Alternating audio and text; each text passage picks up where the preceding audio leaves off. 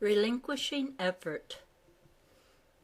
What happens in your life is neutral, neither positive nor negative. You decide whether it is positive or negative, spiritual or mundane. Everything in your experience can be endowed with spiritual qualities by bringing your love, acceptance, or forgiveness to it. Even a terminal illness, a rape, or a murder can be transformed by the power of your love. You think you understand the meaning of the events that occur in your life. Nothing could be further from the truth. You don't understand the meaning of anything that happens because you impose your own meaning on it. If you wish to understand the meaning of what happens in your life, stop giving it your own meaning. Let the situation be. Feel it fully. Allow it to teach you why it has come into your life. If you want to come right to the center of it, ask, how does this situation help me learn to love more fully? What does it ask me to give that I am still withholding? That question will bring you to the core issue because it demonstrates your willingness to look at the situation as a gift rather than as a punishment. When you give the situation your own meaning, you will always view it as a punishment of you or someone else. That is what your fear does to any event that happens in your life. Your fear condemns you and your sister. Don't be surprised when this happens. Indeed, expect it. Don't try to live without fear. To try to live without fear is the most fearful proposition you can imagine. Just acknowledge the fear and move through to the other end of it. Don't try to live without condemning yourself or others. Just see the condemnation and move through it in forgiveness. Just because there is a choice at hand does not mean that you should be the one to make it. Just see the choice and let your awareness move you through it. There is nothing that you can do that will procure your salvation. In fact, everything that you do will simply keep you from finding what is already there. Salvation is already there. You are already saved. You do not have to buy your salvation from me, from your brother, or from some church or synagogue. You practice forgiveness not to buy your salvation, but because the practice of forgiveness allows you to experience salvation right here, right now. You learn to accept what comes as a gift, not because it brings you brownie points with God, but because acceptance reminds you that there is nothing wrong now, nor was there ever anything wrong. You learn to recognize those moments when you begin to shut down and push people away because you know that it feels better to stay soft, receptive, and open.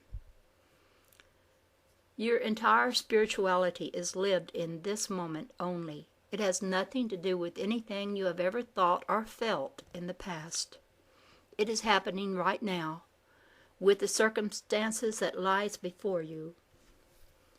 You experience darkness and scarcity only when you find fault with the situation you are presented with in the moment. When you see the situation and feel gratitude for it, you experience only bliss. Do not try to move out of darkness. Do not try to move into bliss. The movement takes place of itself.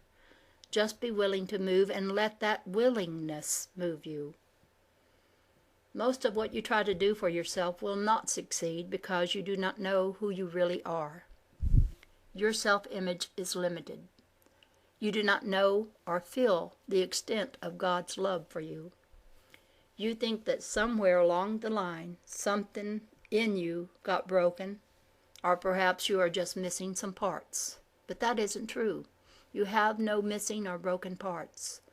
All of your wholeness is fully present right now. Many of you study prosperity consciousness, yet what you do does not seem to prosper. Why is this? Because you do not know your true worth. If you knew your true worth, You would not feel that something was missing from your life.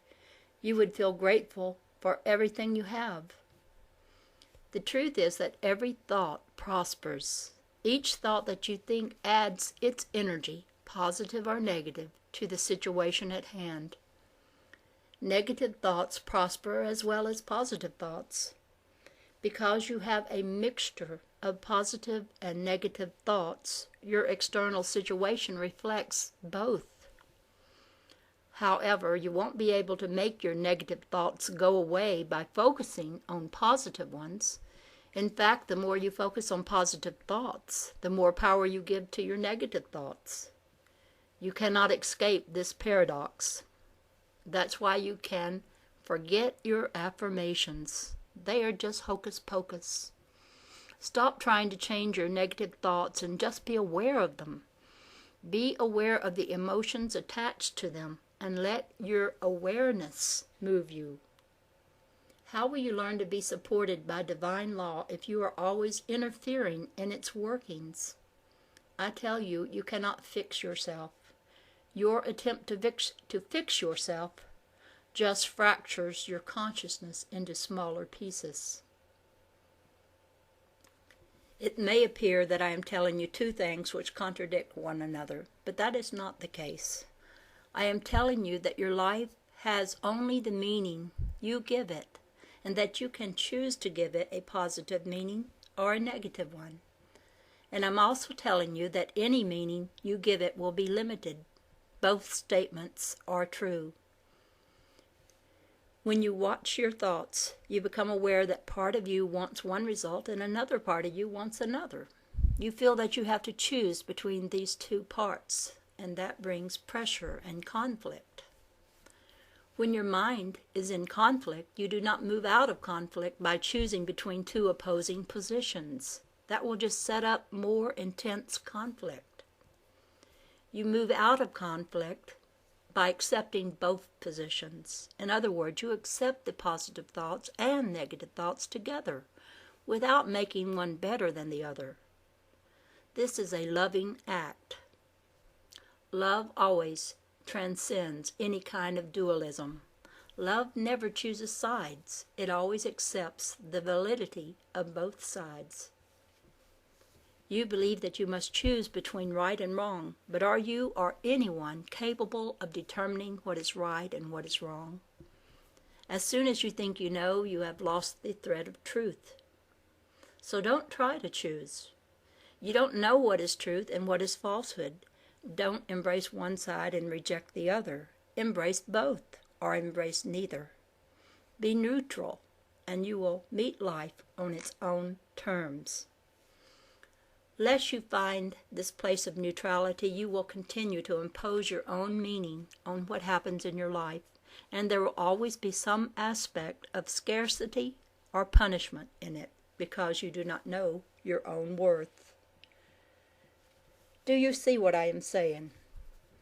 Even if there were something about you that needed adjusting that this is the case, you would not know how to do the fixing. If you are broken, how can you fix something? If you are divided or in conflict, how can you create wholeness? Only that which is not broken can experience its wholeness. Understand, brother, that here in this moment, there is nothing wrong with you or with your life. Everything is as it should be. Right now, in this moment, you are completely loved. Are you in pain or conflict? Okay, but that does not mean that you are not completely loved. The idea that being in pain cuts you off from love is an ideal you have imposed on the situation. In truth, nothing cuts you off from love save your own beliefs, and that is why you are in pain in the first place. You are in pain because you think and feel that you have been cut off from love. You invert the truth of the situation. You make cause an effect a cause. That is your fear in action. Understand this so that you can see beyond it. Let your awareness deepen. See your whole ego drama for what it is.